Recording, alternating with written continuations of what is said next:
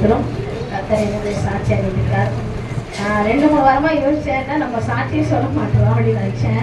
கர்த்தர் இன்றைக்கு என்னை சாட்சி அறிவிக்கிற கர்த்தருக்கு நன்றி செலுத்துக்கிறேன்.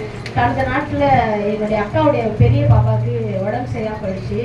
அவங்க பார்த்தா அவங்களுக்கு வந்து ஜுரம் வந்தால் பீசிங் அது எனக்கு 6 வந்துடும். அந்த எங்களுக்கு வந்து அதுக்கு வந்து 9 மந்த்தில் இருக்கும்போது ஒரு தடவை வந்துச்சு. அப்பயே நாங்கள் ரொம்ப பயந்துட்டோம். அந்த குழந்தைய ஹாஸ்பிட்டல் அட்மிட் பண்ணி தான் நாங்கள் பார்க்கறதுக்கு ஆயிடுச்சு. அதுக்கப்புறம் கர்த்தர் கிருபையில அவள் வந்து இப்போ நல்லா இருந்தா.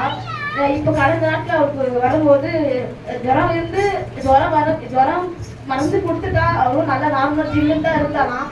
திடீர்னு பார்த்தா அவளுக்கு அந்த மாதிரி ஆயிடுச்சு. அப்புறம் நாங்கள் ஹாஸ்பிட்டல் ட்ரீட் போய் பார்த்தோம். கர்த்தர் கிருபையால் அந்த குழந்தைக்கு வந்து அட்மிட் பண்ணுறது கூட இல்லை. கர்த்தர் மாற்றிலே நல்லா இருக்கும்படி செய்து இன்றைக்கு அவங்க சபைக்கு வந்திருக்காங்க. அதுக்காக கர்த்தருக்கு நான் நன்றி செலுத்துறேன். அதுக்கப்புறம் நேற்று நைட்டு எங்கள் கணவருக்கு ரொம்ப முடியாமல் ஆயிடுச்சு. நல்லா தான் இருந்தார். அவர் வந்து அப்படியே வாமிட் ஃபுல்லாக வாமிட் தான். எதுவுமே என்ன சாப்பிட்டாங்களோ அது எல்லாமே எடுத்துட்டாங்க.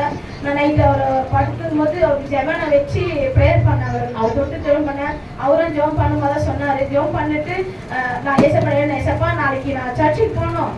இப்போ காலையில் எழுந்து அவர் வந்து போகக்கூடாதுன்னு சொல்லிட்டாங்கன்னா எனக்கு ரொம்ப கஷ்டமாயிடும். ஏன்னா உடம்பு சரியாமல் இருக்கிறாரு சொல்லிடுவாருன்ட்டு நான் ரொம்ப பயந்து தான் ஏசப்பா ஜெபம் பண்ணேன். ஏசப்பா நான் அதுல சண்டே கிளாஸ்க்கு வர ப்ரிப்பரேஷன் வர இருக்குது. பிள்ளைங்களுக்கு நான் அப்படியே சொல்லணும் ஏசப்பா அப்படின்னு நான் ஜெபத்தோடு தான் இருந்தேன். காலையிலையும் கணவர் கேட்கும்போது இல்லைம்மா எனக்கு உடம்பு முடியல போவேணான்னு சொல்லிட்டாரு. என்ன ஏசப்பா நான் என்ன பண்ணுறது அப்படின்னு யோசிக்கும் போது அவரே என் முகத்தை பார்த்துட்டு சரி நம்ம போகலாம் அப்படின்னு சொல்லிட்டு எழுந்து என்னை பார்த்து ஒரே வார்த்தை சொன்னார், அம்மா நீ ஜெபம் பண்ணம்மா இன்னைக்கு நான் நல்லா ஆயிட்டமான்ட்டு காலையில் அவர் சொன்னார்.